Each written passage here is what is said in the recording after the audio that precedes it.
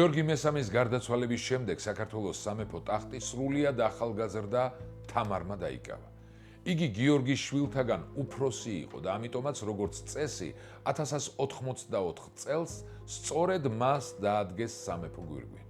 თამარის მოღვაწეობაზე სიტყვას არ გავაგრძელებთ, მხოლოდ დავძენთ, რომ მთელი ის 23 წელიწადი, რომლის განმავლობაშიც თამარ მეფე ქვეყნის მმართველობის სადავეებთან იდგა, ახსავსია წინააღმდეგობები.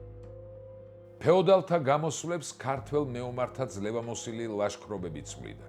წარმატებებიც იყო და წარუმატებლობაც, მაგრამ ყველაფრის მიუხედავად ამ ეპოქამ ქართველთა ცხოვრებაში უდავოდ შესამჩნევი კვალი დატოვა. თავად თამარი კი ერის სათაყვანებელ შვილად იქცა. ჯერ კიდევ თანამედროვენი უდიდესი პატივითა და მოწიწებით მოიხსენიებდნენ ხოლმე მეფე ქალს. იგი იყო მწერალთა, პოეტთა, მხატვართა შთაგონების წყარო. მისი სილამაზე სათნო ბუნებამ მნახველთა აღფრთოვანებას იწვევდა. თამარი თავისი ეპოქის ჭეშმარიტად დიდი პიროვნება იყო. იმდროინდელ საქართველოში მას სამების მეოთხე წევრად იხსენიებდნენ. 1206 წლის ზაფხული იდგა. მეფე თავისი ამალით ნაჭარმაგებს ისვენებდა. იყო მხიარულება, განცხრობა, მაგრამ გარშემო მყოფნი თვალნათლივ ამჩნევდნენ, რომ მეფე შეუძლოდ იყო. დღითი დღე უძლურდებოდა თამარი, დიდხანს სიარულიც უჭირდა, შესამჩნევადაც დაიკო. უკვე ნათელი იყო, რომ მეფეს რაღაც სენი შეჰყროდა. ბოლოს და ბოლოს ეს თავად თამარმაც აღიარა. საუკეთესო მკურნალები მოუყვანეს მეფეს, მაგრამ ამაოდ. სენი თანდათან უფრო და უფრო ძლიერდებოდა. იქნებ ნაჭარმაგების ჰავა მაწყინაო და თამარი სასწრაფოდ თბილისში ჩამოიყვანეს. ქალაქის სანახებში დასოდ წოდებულ ადგილას გაიყვანეს ავადმყოფი. აქ მეფეთა დასასვენებელი იყო ოდითგანვე და იფიქრეს, იქნებ აქაურმა კლიმატმა არ გოსო, მაგრამ არც ამ ღონისძიებამ გამოიღო შედეგი. ამასობაში ზამთარიც დადგა. მეფე თავის სასახლეში აგარის ციხეში აიყვანეს. თამარს მოძრაობის უნარი უკვე დაკარგული ჰქონდა და ამიტომ ტახტრევანით დაჰყავდა. თელმა საქართველომ შეიტყო მეფის სნეულების ამბავი. ხალხი ეკლესიებში ღამის თევით ლოცულობდა, ღმერთს შესთხოვდნენ თამარის კეთილდღეობას. მკურნალები ყველაფერს აკეთებდნენ მეფის გადასარჩენად, მაგრამ ამაოდ. 1210 წლის 27 იანვარს ქართველთა სახელოვანი მეფე გარდაიცვალა. რა სენით გარდაიცვალა ქართველთა სათაყვანებელი მეფე-ქალი? ეს კითხვა დიდი ხანი ელოდება პასუხს. მართლაც საინტერესოა გარკვევა, რა სენმა იმსხვერპლა ქართველთა სათაყვანებელი მეფე-ქალი. თამარის ავადმყოფობისა და სიკვდილის შესახებ საკმაოდ საინტერესო მასალაა დაცული ბასილი ეზოსმოძღვრის თხზულებაში ცხოვრება მეფეთ-მეფისა თამარისა. ნაწარმოების დასკვნით ნაწილში ავტორი მოგვითხრობს იმ ცვლილებებზე, რაც ავადმყოფობის შემდეგ განიცადა თამარ მეფემ. მემატიანე მიუთითებს სიმპტომებზე, რომელიც მას ავადმყოფობის დროს გამოაჩნდა. მაშასე მოვუსმინოთ ბასილი ეზოსმოძღვარს. ნაჭარმაგებში იმყოფებოდა მეფე თამარი, როცა მის წინ შეიკრიბნენ ქვეყნის ყველა წარჩინებული და დიდებული. სწორედ იქ ყოფნისას მას გამოუვლინდა მძიმე ავადმყოფობა, რომელიც თანდათან უმწვავდებოდა. ხანგრძლივი დროის განმავლობაში მალავდა და იტანდა ტკივილს, რათა არ შეეწუხებინა გარშემო მყოფები, მაგრამ ავადმყოფობა აუტანელი გახდა და აღარ შეიძლებოდა დაფარვა. ბოლოს თავადაც აღიარა, რომ დედობრივმა სისუსტემ და მრავალი წლების განმავლობაში მხედრობაში გატარებულმა დაღლამ მის ჯანმრთელობაზე უარყოფითად იმოქმედა. გულსატკენია, რომ ერთგული მსახურნი ვერ მიხვდნენ, რამდენად იტანჯებოდა თამარი. მეფე გამოამგზავრეს თბილისში, თუმცა მცირე ხნის შემდეგ, როგორც ჩვევა იყო, დასასვენებლად აგარათას ციხეში გადაიყვანეს. მაგრამ მისი მდგომარეობა კიდევ უფრო დამძიმდა და მას ვეღარაფერმა უშველა. ვერც ექიმთა ხელოვნებამ და ცოდნამ. მისი ლოყები, რომლებიც ვარდისფერი და კაშკაშა იყო, დაელია და გაფითრდა. თვალები, რომლებიც მზესავით ანათებდა, დაბნელდა.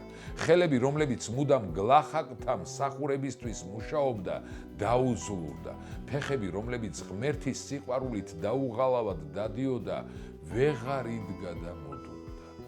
ასე აღწერილი სახელოვანი მეფის ავადმყოფობა მე-12-მე-13 საუკუნეების ავტორთან. იგი თამარის თანამედროვე იყო და ამიტომაც მის მონათხრობს უთუოდ გულის ყურით უნდა მოვეკიდოთ. არ არის გამორიცხული ბასილი ეზოსმოძღვარი მოვლენათა თვითმხილველიც ყოფილიყო და ყოველივე ზემოთ აღნიშნული მისივე თვალით ნანახის გადმოცემას წარმოადგენდეს. თავდაპირველად აუცილებელია თავად დაავადების ხანგრძლივობის განსაზღვრა. რა გზით და როგორ წარმოიშვა ეს დაავადება, არ ვიცით. მხოლოდ ცნობილია, რომ ნაჭარმაგებს მყოფი მეფე ამ დაავადებამ მეტად შეაწუხა და ბოლოს და ბოლოს დამალვაც ვეღარ შეძლო.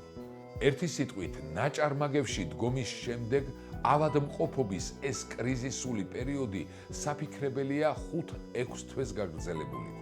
დაავადების კრიზისულ პერიოდში თამარის ავადმყოფობა შემდეგი სიმპტომებით ხასიათდებოდა. ჯერ კიდევ ნაჭარმაგებში ყოფნის ჟამს მეფეს უკვე საგრძნობლად უჭირდა სიარული, ცხენზე ჯდომა. ამიტომაც ნაჭარმაგებიდან თბილისში თამარი ტახტრევნით წამოიყვანეს კუბოთა. სენის გართულებას სხეულის საერთო მოდუნება, სისუსტე გამოუწვევია. დაავადება დღითიდღე პროგრესირებდა. თამარს სახე ჩამოუდნა, როგორც მემატიანე მიანიშნებს, ღაწვთა მათ ვარდოვანთა იწყეს დაჭკნობა და აქ უთუოდ სახის კანის დაჭკნობა მობერება უნდა იგულისხმებოდეს, რაც სიგამხდრეს უნდა გამოეწვია. მხოლოდ ქართველი მემატიანის მინიშნება, რომ თამარის ღაწვები წინათ ვარდისფერნი ყოფილან, არაპირდაპირად მიუთითებს, რომ ავადმყოფობის დროს ღაწვთა მათ ვარდოვანთა ფერმკრთალობა შეჰპარვია. თამარს სენის გაძლიერებასთან ერთად თვალის სინათლეც დაჰკლებია. ესე იგი, თვალებმა მზის დამამცხრომლებმა სიბნელეს მიმართეს, სინათლე დაკარგეს. ისტორიკოსი აქ არ უნდა გულისხმობდეს უსინათლობას როგორც ასეთს, არამედ მთელი აზრით ამ კონტექსტში ლაპარაკი უნდა იყოს ზოგადად მხედველობის თანმიმდევრულ დაკარგვაზე.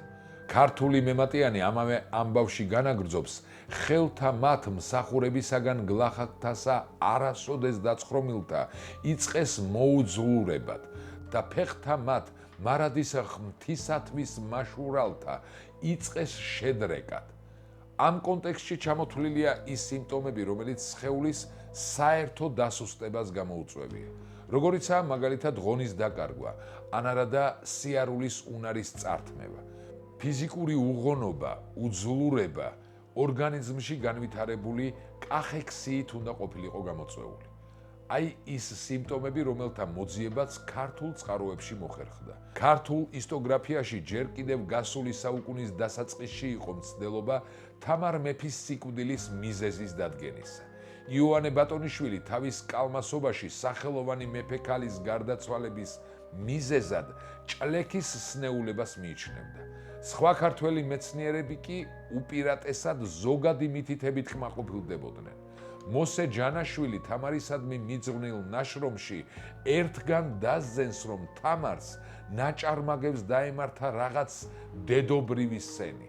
ამასვე იმეორებენ იაკობ გოგებაშვილი და სერგი მაკალათია. ზემოთ ხსენებულ სიმპტომთა თაობაზე 1993 წელს ისტორიკოსმა ჯაბა სამუშიამ წერილობით აცნობა ცნობილ ქართველ მედიკოსებს და ითხოვა ავადმყოფობის ამ ნიშნების გათვალისწინებით დიაგნოზი დაესვათ. თავიდანვე უნდა ვაღიაროთ, რომ გარდაცვალების მიზეზის ზედმიწევნითი სიზუსტით დადგენა მატიანეში დაცული ცნობების მეშვეობით შეუძლებელია. ვინაიდან დღევანდელი გადასახედიდან ამ მწირი მონაცემებით რამის მტკიცება ძალიან ჭირს. ამავე მიზეზის გამო შეხვედრაზე დამსწრე თითქმის არც ერთ მედიკოს მემატიანის მონათხრობის მიხედვით დიაგნოზის დასმისას არ აღუნიშნავს, რომ საქმე მაინც და მაინც სიმსივნურ დაავადებასთან გქონდა. ეს არ ნიშნავს, რომ ჩვენი მეცნიერები გამორიცხავდნენ თამარის კიბოთი გარდაცვალების ფაქტს.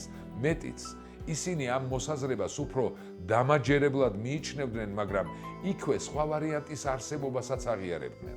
ჩვენ ვეთანხმებით საკითხის ამგვარ კონსტატაციას. ამჯერად მხოლოდ და მხოლოდ ერთ-ერთ შესაძლებელ ვარიანტზე ვსაუბრობთ.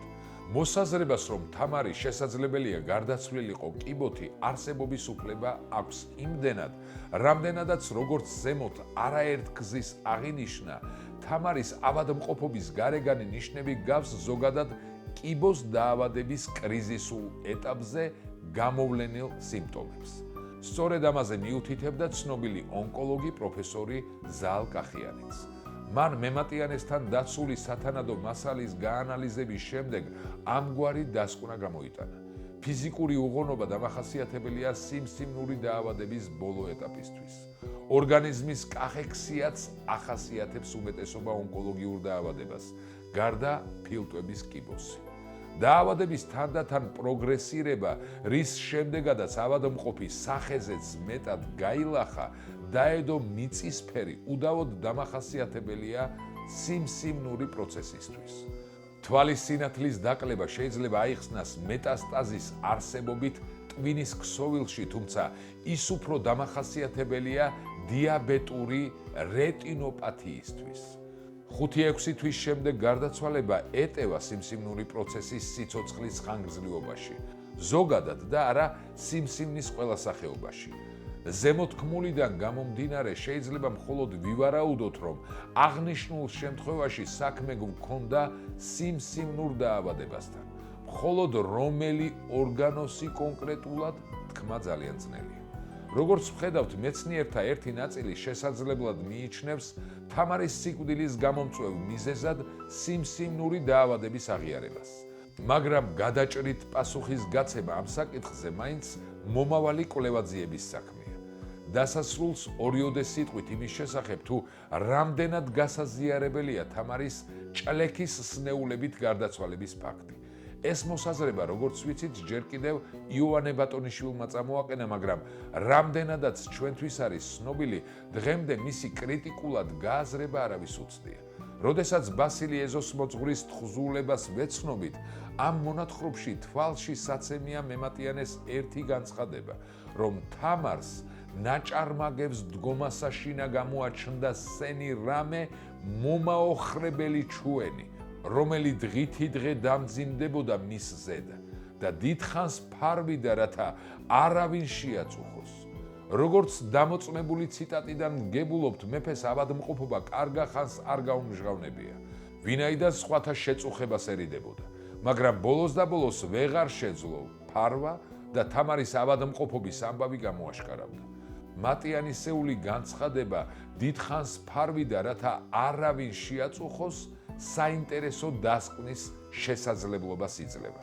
ამ მცირე მონაკვეთში ნათლად ჩანს, რომ თამარის ავადმყოფობას არ ახასიათებს ისეთი ნიშნები, რომლებიც მეფის გარშემო მყოფთათვის შესამჩნევი ყოფილიყო. იგი ფარულად განვითარებულა, მაგრამ როდესაც ვსაუბრობთ ჭლექზე, აქ უპირატესად სწორედ ასეთ გარეგან გამოვლინებასთან გვაქვს საქმე. მაგალითად, ჭლექისთვის დამახასიათებელია ხშირი ხველა, სისხლის ამოღება და ფილტვებიდან სისხლდენა. შეუძლებელი ასეთი სიმპტომები თამარ მეფის გარემოცვას ყურადღების მიღმა დაეტოვებინა. სწორედ ამიტომ არ მიგვაჩნია მართებულად თამარ მეფის სიკვდილის მიზეზად ჭლექის სნეულების დასახელება და უფრო სიმსივნური დაავადებისკენ მიხრებით. დაგვიწერეთ თქვენი აზრი კომენტარებში თამარის გარდაცვალებასთან დაკავშირებით. გამოიწერეთ კარდუს გვერდები, მოიწონეთ ეს ვიდეო და გაუზიარეთ, რაც შეიძლება ბევრს, რათა ყველამ გაიგოს ამბები საქართველოსზე.